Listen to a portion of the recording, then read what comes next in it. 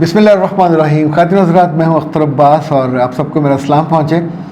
Market में इतनी सब्जियाँ नहीं होंगी जितनी हमारे पास कहानी और किस्से आते हैं, और इस कदर बाज़ दफ़ा तो परेशान कर देते हैं, इतने नए नवीले और अनोखे होते हैं। बहरहाल उनको कोशिश करते हैं कि उनका हल निकले। अभी एक बच्ची ने जो मसला बताया है, आपने शायद इस तरह की बात पहले ना सुनी हो। वो कहती है कि मेरी पहली प्रेगनेंसी पे ससुराल में कोई सहूलत ना थी, या हर जगह इट्स कॉमन। सास की गर्म मिजाजी भी अरूज पे थी और उन्होंने बच्चे की खुशी भी 2 दिन भी मुझे नहीं होने दी। मेरी वालदा ने जब ये सुना तो वो कराची से लाहौर आने के लिए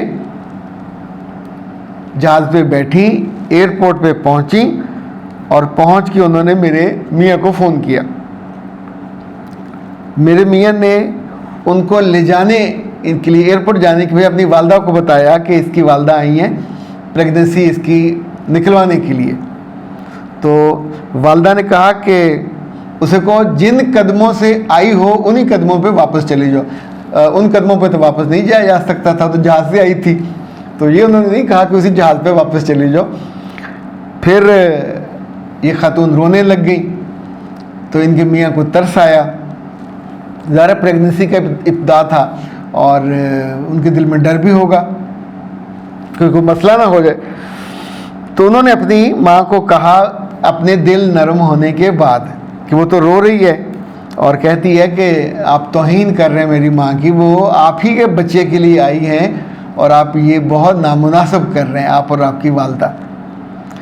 तो वालदा ने उस मौके पे जो कहा वो यह था कि इसकी माँ को कहना आना है तो आ जाए, पर अगले लम्हे इस लड़की को 2 हरफी लिख कर कागज साथ पकड़ा के घर से निकाल देंगे। अब आप सोचेंगे कि जब ये हो रहा था तो लड़का कहाँ था? लड़का वहीं था।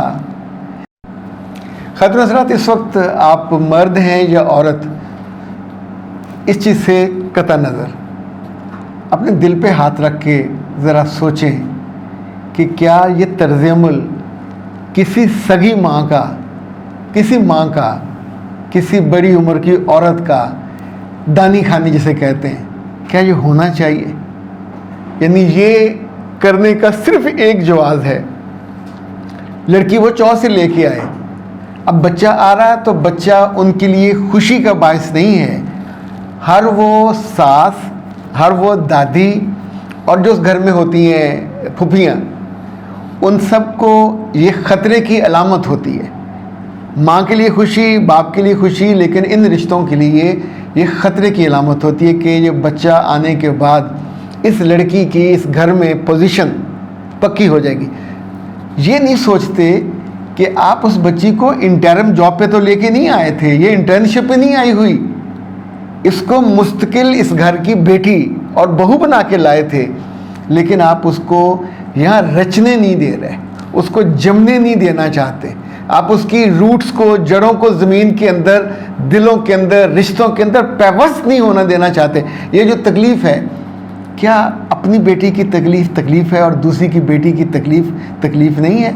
उसको आपको ये कहते हुए शर्म भी नहीं आती कि तुम्हारी माँ चूँकि तुम्हारी देख रेख के लिए आ रही है, अगर वो आई हमारे घर में तो हमको दुश्मनों का कोई इंडिया हो कि तुम्हारे घर में वो आएगी तो तुम उसके साथ ही इसको घर से निकाल दोगे। यानी क्या ये इंसानियत से गिरी हुई बात, हरकत और कैफियत है?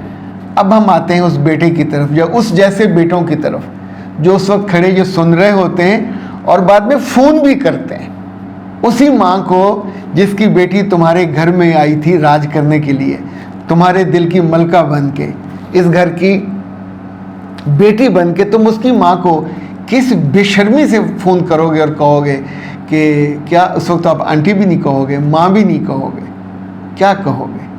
आपको वो लम्हा, वो जुमले, उनका जहर आपकी रगों में नहीं उतरेगा। यानी उस बूढ़ी औरत को जो एयरपोर्ट पे खड़ी है अपनी बेटी से घर आने के लिए, उसका दामाद ये कहे कि अगर तुम हमारे घर आई, चूँकि मेरी माँ ने ये फरमान जारी कर दिया, क्या ऐसी औरतों के लिए जहन्नुम में कोई खुसूसी गोशा नहीं होना चाहिए? जिनकी ज़ुबान में इतना, यानी इतना जहर तो सांप की ज़ुबान में भी नहीं होता।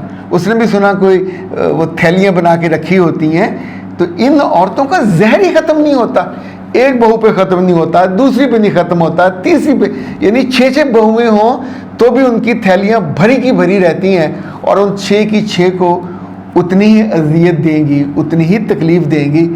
कुछ सासें जो बहुत अच्छी हों वो, पर वो रेयर चंद दाने हैं। अगर वो मेरी बात सुन रही, बिल्कुल नाराज़ मत होइए, हम आपकी बात नहीं कर रहे, पर मेजॉरिटी की जिन्होंने पूरे मुल्क को यानी नाखुशी की दलदल में फेंका हुआ है, मर्द नहीं फेंकते। मर्द ऐसी नादानी, ऐसी बेवकूफ़ी और ऐसी हमाकत किसी बहुत ही बेवकूफ़ माँ के बेटे हों तो करेंगे, वरना कोई सुलझा हुआ मर्द अपनी बीवी और अपने बेटे के लिए एक खातून आ रही है उसको एंटरटेन करने के लिए, तो अब ये कहेंगे। इस कैफियत ने मुझे बहुत देर बेचैन रखा।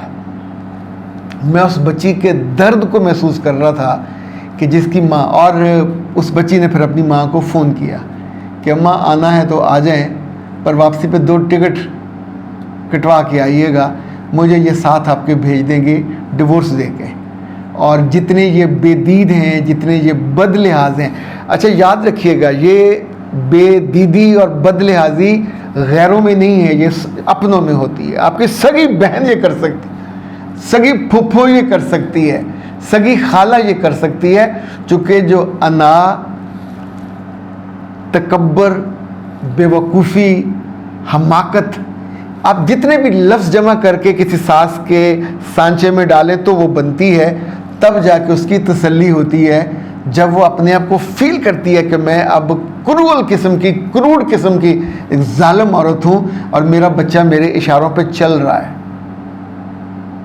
ये रिश्तों को जहरीला करने वाली औरतें इसी दुनिया में पैदा हुई और अपनी जवानी में अल्लाह जाने उन्होंने कुछ सहा या नहीं सहा, लेकिन अपने बुढ़ापे को गंदा कर रही हैं, यानी इस बुढ़ापे को बद्दुआओं से भर रही हैं। ऐसी औरतें जब बुढ़ापे में मजबूर होकर बिस्तरों पर लेटती हैं और उनको फालज होता है तो उनकी बेटियां नहीं ख्याल करने आती, इन्हीं बहुओं ने करना होता है, इन्हीं बेटों ने संभालना होता है। बेटियां ऐसी माओं को अपने घरों पर ले जाके ताक में नहीं सजाती, ये बहुओं ने ही इनको संभालना होता है। और जिसने संभालना है अब उसके साथ ये करो, उसके दिल से खेलो, उसके रिश्तों से खेलो, उन पे ये लफ्ज़ इस्तेमाल करो, ये सोचे बिना कि दुनिया सारी उम्र नहीं है, सारी उम्र ना जवानी है, ना सारी उम्र आपका इख्तियार है। उस बेटी की बद्दुआएं किसी रोज़ तो ये जो ठीकरे में मिलते हैं ना बाद में खाने, किसी वजह से मिलते हैं। अल्लाह ना करे ऐसा हो इन बूढ़ी औरतों के साथ, पर ये they ask for it,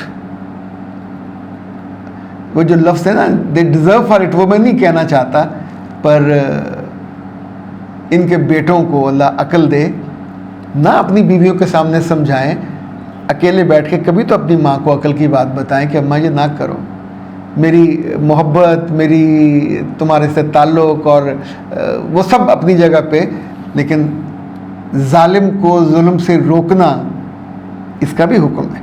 Akhtar Abbas को दीजिए इजाज़त। अस्सलाम वालेकुम।